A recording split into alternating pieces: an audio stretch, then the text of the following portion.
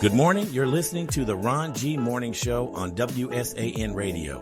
Today, we're excited to welcome a powerful voice in storytelling, Dr. Mary Goshay, author, educator, and filmmaker. She's here to talk about her new short film, Dystopia, and more. There we go. I feel much better and I can see. Good morning, young lady. Good morning. Good morning. And so, you know, I don't even, I told you I did that spot. I can't remember if I did or not, but yeah, it's been playing all week. Leading up to this right here, let me go ahead and chime us in so we'll be on here live. There we are. And just let everybody know that we're on live on Facebook, we're on live on Twitch, and on YouTube. Now, you can also go to our website, WSAN Radio, and scroll halfway down, and the live feed is right there. Just let everybody know, because I had everybody tell me, I can never find you. I can never find you. I said, maybe you're not looking good enough, but I'm trying to make it easier on everybody on how to find us, because we're not the best kept secret. We just out here just getting things going on. Now, this young lady right here, I met her for the first time a couple of weeks ago at the HBCU send-off. And it was just, I don't remember who walked up to who and started talking, to be honest with you. I think I just started, hey, how you doing? Da, da, da, da. And said, hey, why don't you come out to the line dance? And she showed up.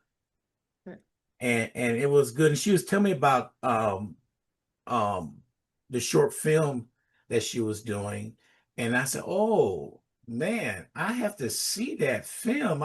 First of all, let me get you on the show first. So we talked off and on, back and forth a couple of times, and came up with the date, which is today that she's on the show. So introduce yourself to our audience. Yeah, absolutely. Well, first of all, let me thank you for inviting me to be on the show. And I will start off with letting everyone know, first off, definitely film director, creative writer, published author, which one of my books is in the Library of Congress. I am an educational panelist. I am an instructional systems specialist for the Army. I can go on, but I love working with the youth. I'm a model, I'm an actor, and I'll stop there. Won't reveal too much of your secrets, right? Nah. Well, you know, I applaud you for that, because me myself, I don't take things like that lightly.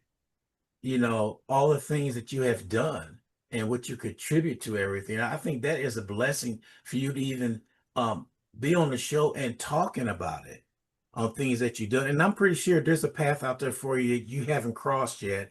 But when you do, you're gonna be successful at it. For reading up on you and everything, girl, there is nothing you can't tackle and accomplish. And that is amazing fate on things that you do. If anybody haven't ever told you this, I'm proud of you and the things that you're doing. And please continue to do what you're doing. Absolutely. Thank you. I appreciate that. So give us a little insight on your story. What inspired you to do that story? What's the name of it again? Dystopia. Dystopia. Dystopia. Man, you know, when I see that, hear that dystopia, for some reason, I'm thinking back on a story that is in a town that nobody knew, and you go there and everything is perfect. When I said I heard that right, that's what I came up with. But I'm pretty sure you got a better story than that, what I came up with. Well, actually, what you defined is actually the opposite. So you're talking about utopia, and dystopia is the opposite of utopia.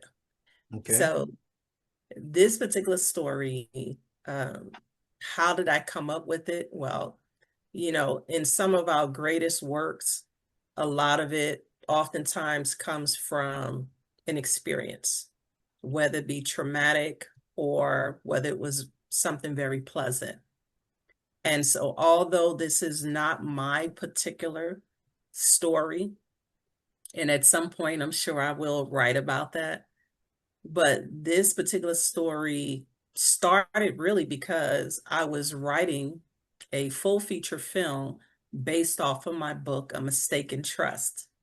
And so I went and talked to some sponsors, or who I was hoping to be sponsors. I drafted up all this wonderful, nice proposal for them. And one of the things they told me was, well, you've never done a film before. So before I'd be willing to invest that type of money, you need to do something. And so the suggestion was to do a short film first. And so that is with my feelings, I'm in my feelings and heartbroken, because I really wanted to finish the manuscript with writing the film for A Mistake in Trust. So that project got tabled. And in the meantime, there was a contest that I had already entered into. And even though I didn't win it, it allowed me to sit and expand on what I wrote. So it started out as an essay, which evolved to an actual manuscript for a short film. You said something there that a lot of people run into. I don't know you. You haven't done this. I can't invest in something I don't know. It's just like um looking for a job. And people Right. tell you, you don't have that experience, so I can't do that. So I can't. Well, how you gonna get the experience if you don't take a chance on me? And that Right. has Spike Lee went through the same thing when he first started. He told him you couldn't do it. So what did he do? He went on start his own company, and look where he is right now. And I can see when the doors are closed in your face, and it is a rejection is real. And Yeah. and when it happens, you sit back for a little bit, but it takes a strong person to bounce back from that, because somebody told me when you get rejected on anything, that's part of growth and experience. So what you Yeah. gonna do now? You done went through this. How you gonna pull yourself back up and go out and do that? And Exactly. and so the question is this right here: how did you go about in conquering when they told you we couldn't do nothing for you right now? Well, honestly, I was in my feelings a little bit. So I uh, had to sit back and get past that. So it took me a minute to process it and think about where to start. You know, do I use uh, the actual essay that I had written? Do I pull a piece from the feature film and write something small on that? Or do I start from scratch? And so those were some of the first questions that came to mind. And after doing that, I finally decided, well, I needed some type of inspiration. Yeah. And at that particular time, I was in my 5-bedroom home alone, sitting in my workout room, and just allowed the story to expand. And once I finished writing it, the next step was, now what do I do now? Because I thought that was the hard part, Mhm. was actually putting it on paper. How do you expand something from something that should have just been an essay to evolve to a manuscript? So it's different. So even though it's the same story, how it's put out, being able to give the directions for the actors is way more intense, and it took a lot more out of me than what I expected. So yeah. See, I'm looking at my next question. You already answered it. And I'll Yes. tell you, she has not viewed any of the questions. She's good. I like that. So, can you tell us about the casting process and the team you worked with on this project? Oh my goodness. Okay, so I will tell you this, for anyone that is talking about trying to do a film, I thought that writing the material was the hardest, but obtaining cast members to get people that will fit to act out your story. Because it's one thing to write it because of the creative imagination that you have and you create this scenery, but now you have to get people that can resonate and make that come through on the film for your audience to receive the same thing. And so that was a bit of a challenge. I thought it was going to be hard to find a male for as one of the actors. And interestingly enough, that wasn't the case. It wasn't hard to do that. It was the females. Because remember, in this story, the woman must be subjective to their man. You laughing as you saying that, like, well, I'm gonna find a woman like that. Oh my gosh. It, it was difficult, but in that as well, trying to find applicants, I was asking for resumes, and there was criterions that I had already set. I had preloaded questions that they had to respond to, and some of the responses I got, I'll just give you one in particular that went into, if everybody knows this term, file 13 immediately. When I asked the question, why do you want to be in this film? And her response was, well, I need to pay my rent. It immediately, without me looking any further or reading any more of her comments, it immediately went in the trash. So if you don't know what file 13 is, that's exactly what I did. It went in the trash. So that was challenging. So I realized for the next film that I write, uh, definitely I don't want to do that part. So I learned you want to get your producer first. So once the film, if you are the writer or you're the director, make sure that you get your producer immediately. And so what was interesting about that was my aunt, she knew what I was doing and she knew what my cousin was doing. And he was a producer and he writes films as well. He has several films already out there. And I mean, he makes the six-figure income. I'm not there yet. Yes. Okay. But she connected the two of us. So what was interesting, we're both from New York, but we had never met. What? Never met. It was the craziest thing. So my Hmm. grandmother, his mother was my grandmother's niece, and we're right there. So we never met. So my auntie actually uh, told him what I was doing, told me what he was doing, and the first time we met was on set when he came to produce it. So we did a lot of talking on the phone and Zoom meetings and that kind of stuff. But yeah, it was great. So then from there, like I said, I had already did some uh, pre-auditions, casting calls. So finding venues to actually do casting calls, uh, that was something.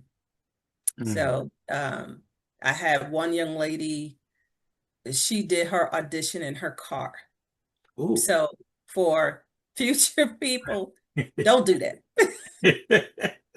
That was horrible. So absolutely, she did not get considered at all for the part. So, Mm. but yeah, those are Yeah. just some of the challenges. Yeah, and I see isn't it ironic that You never met your cousin, but both y'all doing the same thing. Basically, Yes. isn't that strange how that happens? And then y'all meet and say, "Wow, look at up, we're in the same doing the same thing, and we never met." Just imagine if y'all would have a long time ago where y'all be at right now. Oh, very, very true. And I mean, Yeah. when I tell you he's up there, he does a lot of stuff. So he does marketing, he writes his films, he films his films. He has a documentary that's showcasing right now that I went to his indie short film festival that they just had in May.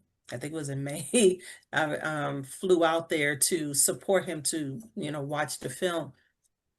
And they had, I believe, had like 110 short films Mm. that we showed over a 3-day period. And I tell you, he's a great mentor for me. So anytime I have questions, and even though he knew this was my first time, he made me do a lot of the work. So because I'm like, he was a producer, he was supposed to be doing this stuff, but what he wanted me to see was the background of what was going on, what happens Right. behind the scenes. So I got to see all the way from step A all the way to step Z. And so it goes way beyond just having your actors. There are so many other cast crew members, such as your gaffer and your grippers and your directors of photography and the assistants and the makeup artists, and it goes on. I had no idea what I was getting into. You just said something right there, behind the scenes. Nobody knows what's going on behind the scenes. Nobody know a mess up but you, but the audience don't even see it. So getting prepared for something like I say the same thing with me. Every morning I get up, I go look in the mirror, and I'm gonna be honest with you. Sometimes I'm just scared until I cut on the mic, and then I'm good. But to get up at 5 in the morning to go over everything and then actually hit that button at 7 o'clock in the morning, people just don't know what goes on behind the scene in radio. But if you Yeah. doing the movies, boy, you got a lot more you dealing with. I'm gonna say this: I don't have to deal with attitudes because it's only just me. Oh, I, oh my I don't God. I don't have to deal with who wrote the script. It was me. Because sometimes I write, I say, who wrote this script? That is the dumbest. Oh, I did. But see, you have to look at the overall picture with yourself. It's like everything, everything from lighting to plug in the wall, everything. If something happens, you got to be ready to jump on that and fix it or do something. But I applaud you and applaud your cousin for coming down, showing you how to do the producer side. Now, did that open up your eyes when he did that to you? Make you do everything? Oh my gosh. Yes, it did. Because and his name is Ty Cooper of LifeView Marketing. So I'm just throw that out there. All right. Shout out to him. Um, but he did. It was, the best way that we learn. And so when I get from an educational standpoint of this, we have three different ways that we learn, right? You have your visual learners, you have your auditory learners. So visual, obviously, with the eyes. Auditory is we learn by what we hear, but you have your kinetic learners. And that is what he offered, kinetic learning, which is interesting enough. Again, I'm going to throw a little bit of this educational part to it, but most minority people, and this study has proven this, we learn best through kinetic learning, and then visual is secondary. So Mm. and then I have to give kudos to my assistant director, which was my daughter.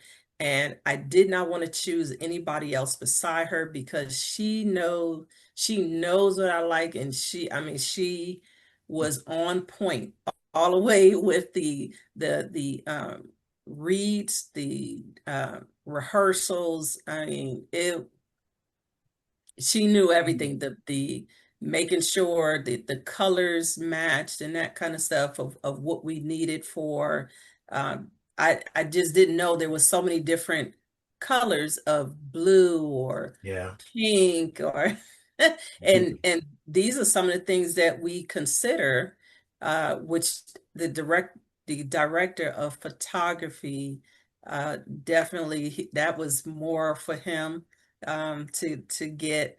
And he could tell you more about what was expected, on or how we came up with the different palettes and stuff, because how a person dressed, like you can't just have anything on set. If it's something for back in the day, their clothing needs to resemble that, and then the background needs to match with the clothing and the mood of the film. It's Yeah.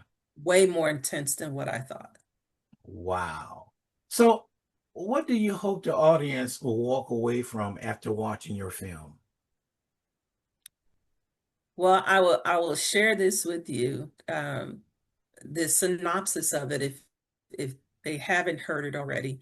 It's about a 13-year-old girl that grew up in a town called Red Rock Mountain, which is a patriarchal type society where the men are dominant and the women are subservient to their men. And Dystopia, the main character, brings about an evolutionary change. Now, when we take a deeper dive into what that is, the end result is prayer changes things.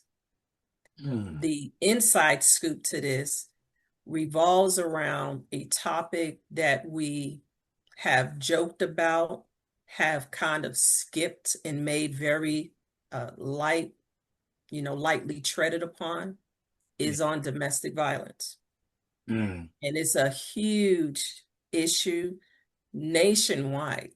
It's a huge issue, Yes. but we don't talk about it, or we see it in films constantly. Hmm. But there's a whole nother side to this that I am looking to do an entire workshop on. So you'll also, and that'll be at a later date, but I'm looking to do a workshop, which I've already talked to some key players that I need to be incorporated with this, because one of the things people don't realize with domestic violence victims, there are a lot of benefits for the victims that are not shared. And Yes. so those are some things that I want to cover. And on top of which, as far as the what happens on the justice system and Hmm. how they don't take, to me, they don't take it seriously, and the perpetrators of these particular crimes are not penalized as well as they should be. Let's see. I was brought up, never lay your hand on a woman. And to this day, no. I know. I got too much respect for that going on. And it's sad in this. Matter of fact, there's this young lady I had on the show. She was doing domestic violence for the military. Mm, Now that when she was on the show, she said some deep, I did not realize it was that rampant in the military until she brought it to my attention. I did not know that. You hear about it in the public, but in the military, they kind of sweep it up under the rug and don't, but once it get out, then have to do something about it. It's just a matter. I don't get it. If you're that angry that you got to put your hands on somebody, you need some help. true. You need some help and walk away. That's the easiest thing to do, just walk away. But there's that thing embedded in man's mind. I got my pride. I ain't walking away from this mess. And then you in jail. Mm, So right. yes, that is a good subject matter right there. 'Cause that's something that should be talked about every day because True. it's happening as we speak right now. Very true. And many people, like I said, have lost their lives because of it, or they've been scared because of the positions that they hold, scared to talk about it, or feel embarrassed that they allowed it to go on, uh, don't know who they can trust, to share that information, or They're scared to leave the situation because of financial Mhm. issues. So let me ask you something. It's probably getting away from, but I got to bring this question up. Why is it sometimes in domestic violence that a woman sometimes blames herself? I haven't figured it out. Why are you blaming yourself? You did not ask for that.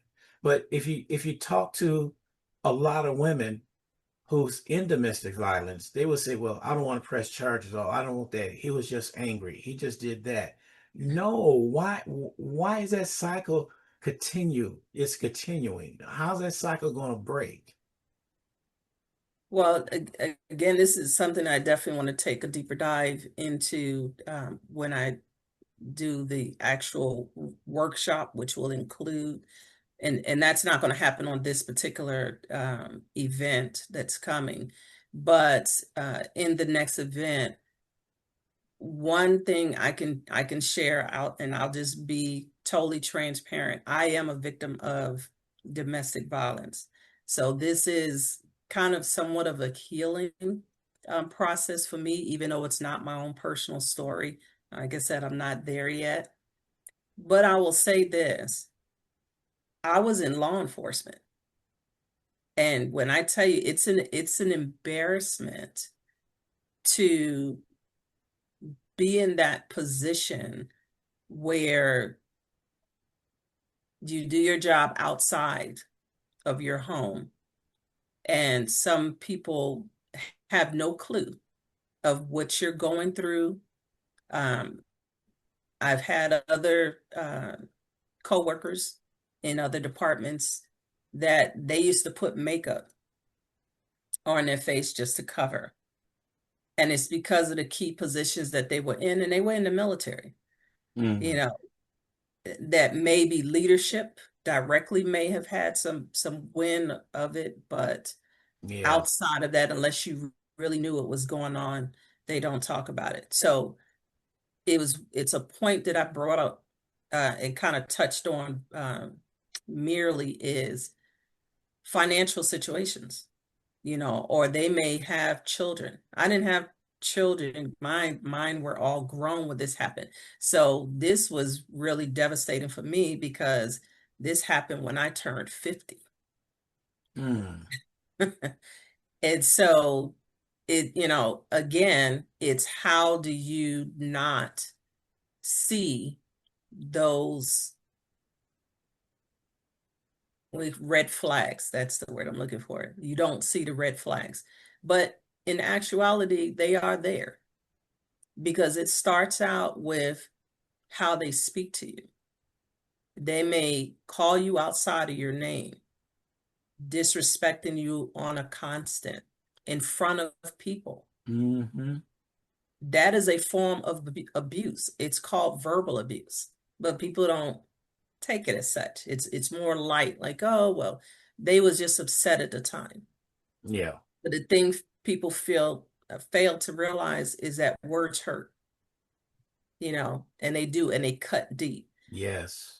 And there was a retreat that I went to some years ago where there was an activity that we did with toothpaste, and it was two teams, and they had to get the toothpaste out of the tube as quick as possible. So when the one team won, they celebrated until it was part two. Part two said, now take all of that toothpaste and put it back in a tube.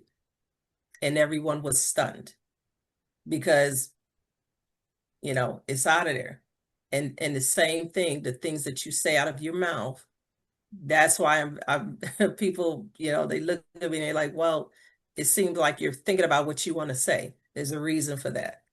You know, I process it before I say it to make sure that what I'm saying is A, not offensive, and B, I am conveying the message and I'm thinking about how you may be receiving it or interpreting it. Wow. So for that reason, it could, like I said, it could be financial, it could be positional, it could be because of their children. They don't want to break up the family. Mm, It's the perception that everyone has of their family. Um, it could, it could be past traumas, and this person, they showed such uh, being this great person in the beginning that something triggered them to snap. But the thing is that's always been there. It's Wow. always been there. Yeah, I see. They got that show on TV called Snap. When you said that, when I met my wife, she was watching Snap, and I seen this blue barrel in the one segment in the garage. So I got up and looked in the garage. You look at the rest of that blue barrel because you're watching Snap. Just messing with her, but so let's go on to your movie. Um, you have a screening coming up on August 16th. Okay, Yes, is that the Overtime Theater? Is that correct? that's correct. Okay, what can attendees expect at this event? Well, the first thing, we're gonna have some food. I have a food truck coming. So, but I'm gonna do some hors d'oeuvres just in case that the food truck doesn't show. Okay. So we're gonna have that. Uh, but once we get inside, one of the first things, I'll do the introduction of the film. I'll tell you about some of the production crew, and then we'll go ahead and jump right into showing the film. And then we'll have a Q&A, so you can ask me whatever questions that you so desire. Mhm. And then from there, because I have a book that is associated with the film, so it gives a little bit of a backstory of the film. And then from there, we'll do the book signing, and then we can take pictures from there. Okay. So how long is the film? So it's just as it said, it's a short film.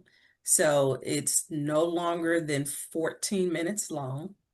And you won't believe what a 14 page, what a manuscript for 14 minutes. So a film for 14 minutes, the manuscript is extensive because we're talking about, is it inside, is it outside, the time of day, where it's at, the actual venue. So obtaining the permits and the insurance, and like I said, Yeah. it's a lot entailed. So you didn't do a Alfred Hitchcock on us, did you? You know, Um, you know what I mean by that? None of these movies never ended. And I oh remember no, and somebody asked that question, why is that? He said, leave them wanting more. So is your short film gonna leave us wanting more? no, I believe what was interesting enough is the there were different perspectives on what people wanted the ending to be. And I will tell you, the ending from the book is different than the ending from the film. But it is resolved. So we'll say that. So how many endings did you have before you selected the one you have? Like how many's on the cutting floor? Well, so the ending that I had in the book, and when I tell you that this is very intense, what I learned is they wanted it to be animated entry, animated exit. And according to the book, I didn't think about that when I was writing it. Mm. So it was definitely, that was different. And then the producer had a perspective. The director of photography had a perspective, and my assistant director had a perspective. So I won't tell you who won. You just got to see the film. I'm not gonna say, but I almost know who won. I'm gonna leave that one alone because I'm gonna come see that film myself because you got me curious. Okay, somebody just asked a question. Let me see what they say. Um, will this film be available online or in other cities? So let's see. I have done and showed this film via Zoom before. and where people were able to Cash App, Venmo me, all of that.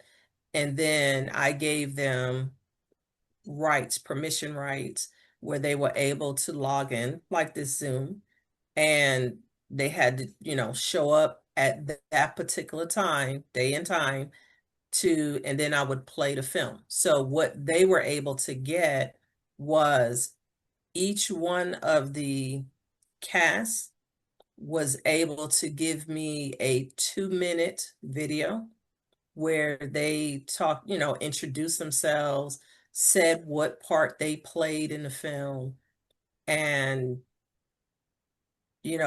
their experience on the film.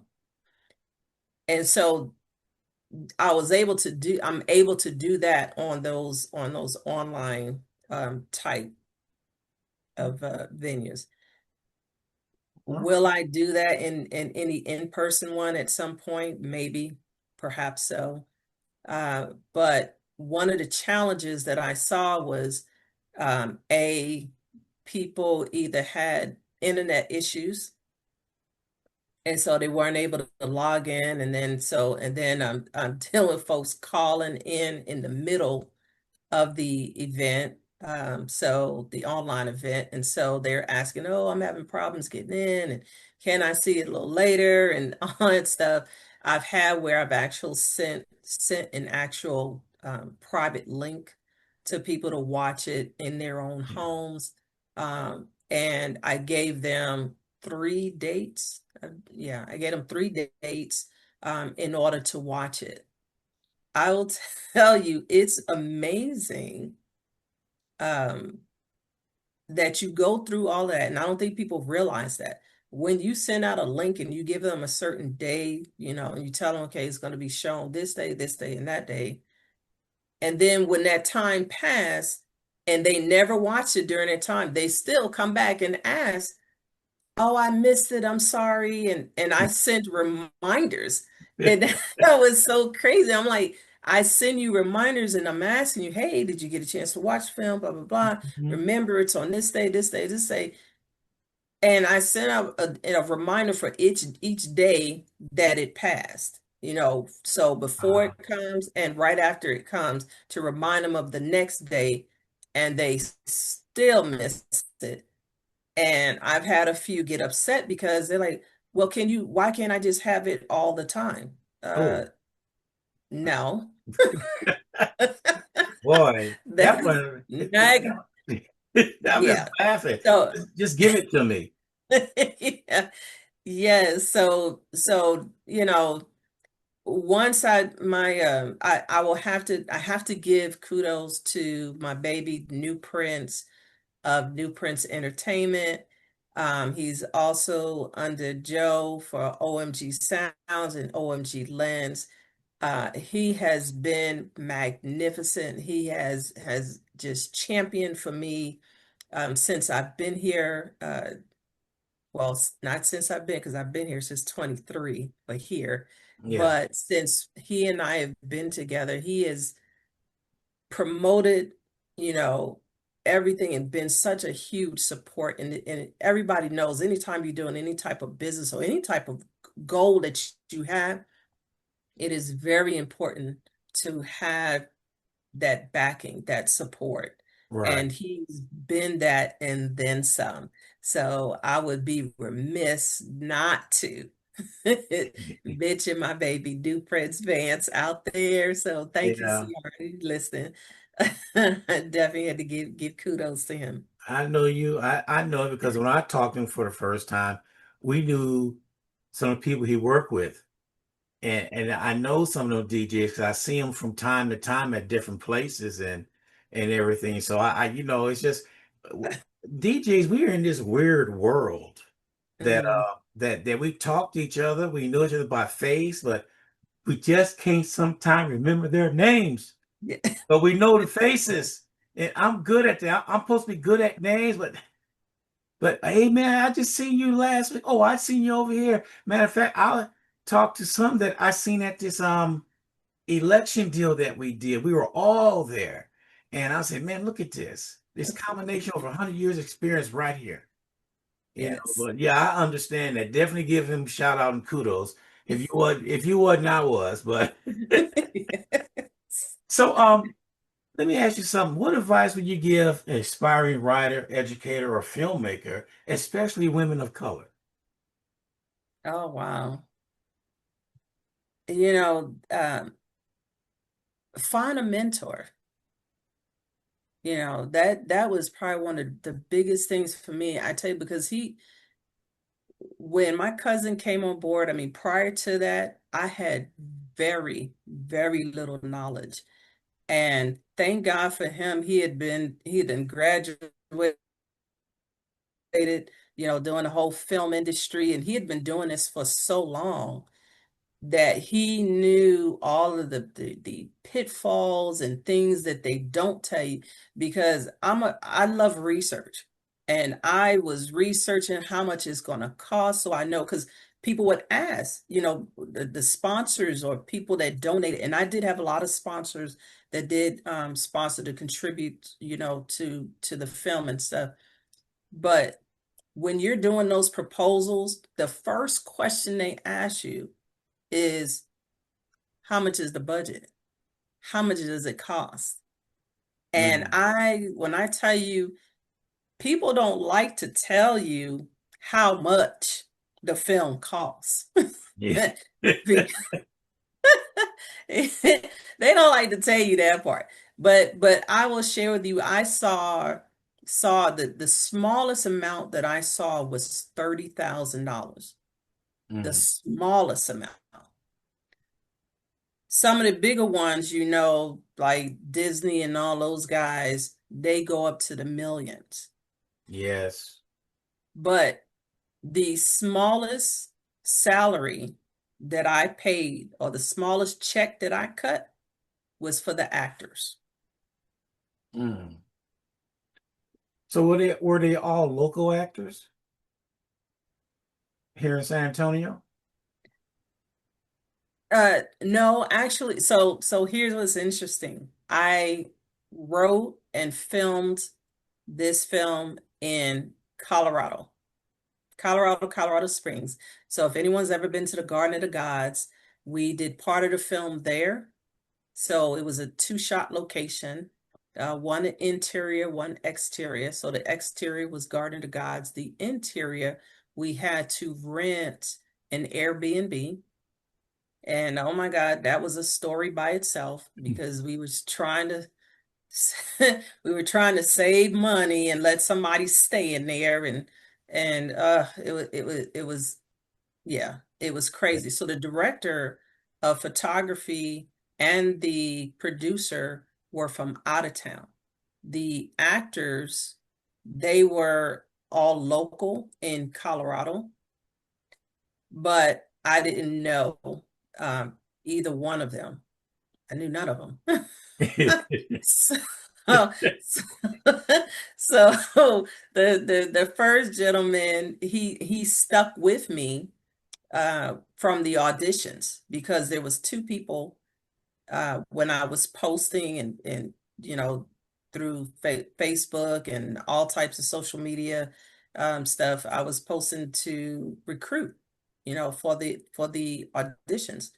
And so he won. I had another gentleman that was supposed to be the producer, but like I said, people don't stick with you when the money ain't coming in, they ain't Mhm. there.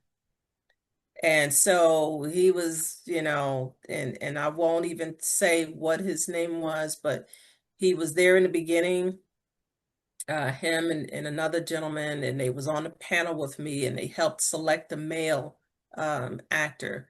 But when it came to actually do the rest, the money, I guess, wasn't coming in fast enough, and he didn't wait. And so, Wow. bad on his part. But we were able to finish the film. My producer, I paid immediately. He wanted his check up front. So like I said, money talk. I mean, it's just the Yeah. bottom line. So that is the first advice. You asked me that question, and that's one of the first things I will tell you, that make sure that you got your money, because people don't like to work for free. And so that's um, you know, But we it's do, nature of the beast. don't we? We work for free. In my radio, I'm working for free. I'm pretty sure you work for free yourself too. But it's just Yeah. a matter of time when the money will come in because Yes. those are some of the sacrifices. I'm glad you said that. Those are some of the sacrifices that people to get into their own business, they got to realize you're not getting a paycheck. Yeah. Not right away, you're not. But Yeah. it's the passion and the love that Yes. that makes you want to continue to do it. Because if Yeah. that passion and love ain't there, you might say, oh, forget it. I'm done. Yeah. And just walk Yeah. away. Oh yeah. But as I felt the this message, it needs to be shared, it needs to be told, Yeah. and hopefully, at some point in time we'll expand it and make it a full feature film.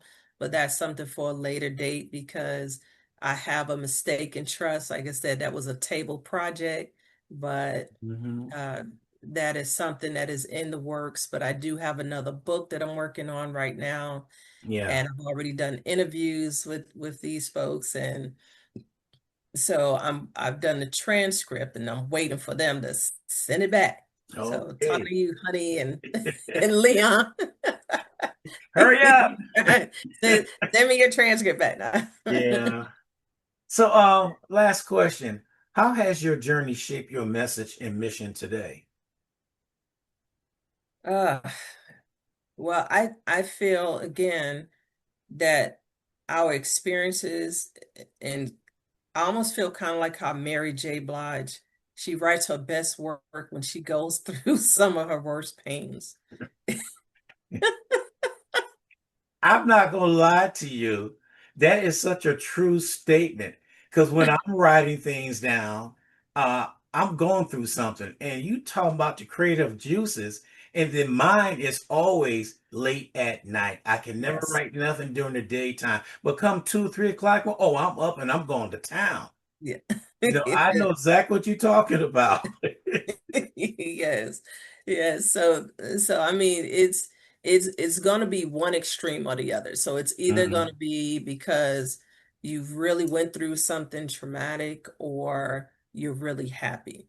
So I haven't written about the wonderful happiness that I'm going through at this stage in my life today, Mhm. but people don't realize that the smile that I have on my face, it is a salute to all those that put me through the nonsense that they put me through to make me the woman that I am today. So all of the rejections, all of the haters, I will say I had supporters too, but they say if you don't have any haters, then you ain't doing something right.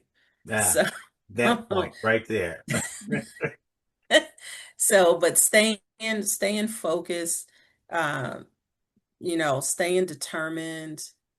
And every time when someone knocked me down, it made me get right back up, and obviously, I don't know if anybody believes in God or not, but I will tell you that He has been the source in my heart, in my mind, in my soul that's kept me to be able to live another day because there's just been several instances where I could have not been here.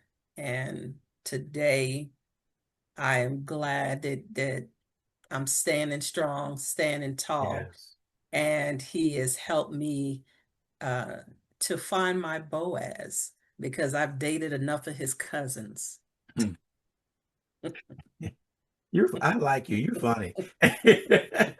So after the showing, all that, somewhere after that, I'd like to get you back on so we could talk Absolutely. about the showing. And I'm gonna be there. Who's ever in the front seat, I'm gonna move them. I'm not gonna do that. I'm not gonna do that.